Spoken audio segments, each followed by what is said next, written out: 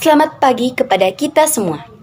Pertama-tama, marilah kita panjatkan puji dan syukur kita kepada Tuhan Yang Maha Esa atas berkat-Nya yang diberikan kepada kita, sehingga pada kesempatan kali ini kita dapat mendengarkan presentasi yang akan kami lakukan dari kelompok 4.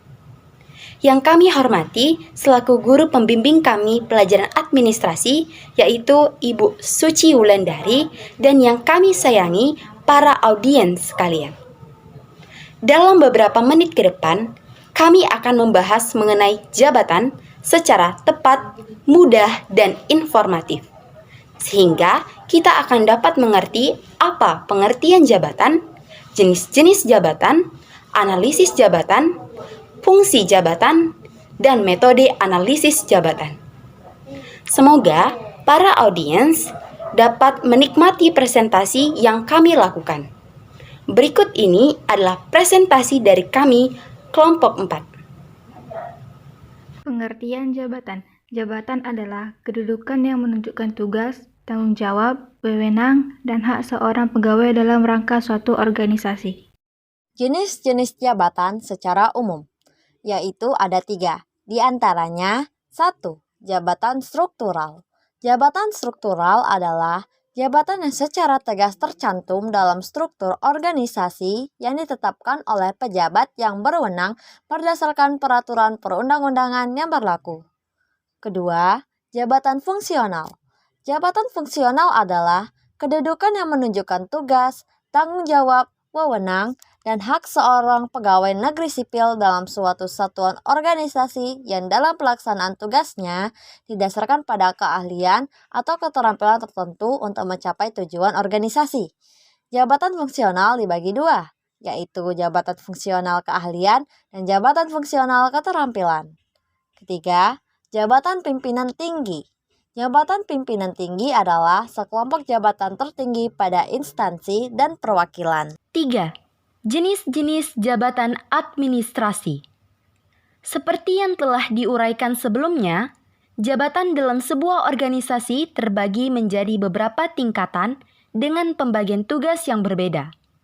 Nah, berikut ini adalah jenis-jenis jabatan administrasi yang dapat ditemukan dalam suatu perusahaan. 1. Kepala kantor atau pimpinan kantor, atau yang disebut dengan direktur kantor. Apakah yang dimaksud dengan pimpinan kantor? Pimpinan kantor adalah orang yang memantau dan bertanggung jawab terhadap kelancaran aktivitas kantor secara keseluruhan. Pimpinan kantor ini dikenal juga dengan sebutan kepala kantor ataupun direktur. Selain bertugas memantau kelancaran aktivitas kantor secara keseluruhan, pimpinan kantor juga bertugas mengatur pembagian tugas pekerjaan personil, mengatur mekanisme kerja, dan perlengkapan kantor sesuai kebutuhan. Nah, direktur ini adalah jabatan tertinggi di suatu perusahaan dan mempunyai tugas untuk memimpin suatu perusahaan dan bertanggung jawab untuk kestabilan perusahaan tersebut. Kemudian, jenis jabatan yang kedua adalah manajerial. Bagian manajerial adalah orang yang memimpin dalam pelaksanaan pekerjaan dengan menjalankan fungsi-fungsi manajemen seperti planning, organizing, executing, controlling, and decision making. Jabatan manajerial adalah jabatan yang memiliki bawahan. Contohnya, yaitu manajer membawahi para staf dan non-staf atau pelaksana. Yang ketiga, staf atau pembantu ahli. Apakah yang dimaksud dengan staf atau pembantu ahli? Jabatan staf atau pembantu ahli merupakan para tenaga ahli yang cakap dan mampu dalam bidang stafnya. Staf atau pembantu ahli bertugas membantu administrator dan manajer dalam melaksanakan pekerjaan-pekerjaan kantor. Contohnya, staf simpan pinjam, staf akuntan, dan staf pemasaran. Keempat, Kepala Personalia atau HRD dengan kepanjangannya yaitu Human Resource Department. Orang yang memiliki jabatan ini bekerja di bagian khusus kepegawaian. Nah, apakah tugas yang dilakukan oleh kepala personalia ini? Tugasnya adalah untuk menentukan tenaga kerja yang sesuai dengan yang dibutuhkan oleh perusahaan. Selain itu, HRD juga mengatur dan mengkoordinasikan hak-hak pegawai seperti jatah cuti pegawai, santunan kesehatan, dan lain-lain. Dan yang kelima adalah kepala tata usaha atau kepala administrasi. Kepala tata usaha adalah orang yang menentukan garis-garis besar kebijakan dan tujuan yang harus dijalankan oleh kantor serta memberikan pelayanan teknis dan administrasi kepada semua satuan unit di bidang ketatausahaan yang meliputi perencanaan, pelaporan, kepegawaian, keuangan rumah tangga, keprotokoleran, perlengkapan, dan peralatan kantor. Analisis jabatan. Analisis jabatan adalah kegiatan untuk menciptakan landasan atau pedoman bagi penerimaan dan penempatan karyawan.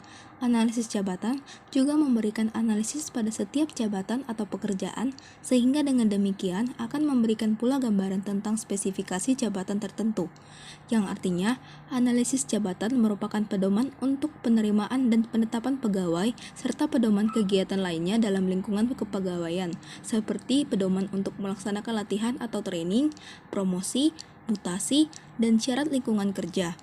Berikut ini adalah beberapa pengertian analisis jabatan menurut beberapa ahli. Yang pertama, menurut Dr. Andus M. Manulang, mengungkapkan job analysis atau analisis jabatan merupakan suatu proses untuk membuat uraian sedemikian rupa sehingga dari uraian tersebut diperoleh keterangan-keterangan yang perlu untuk menilai kebutuhan akan jabatan tersebut.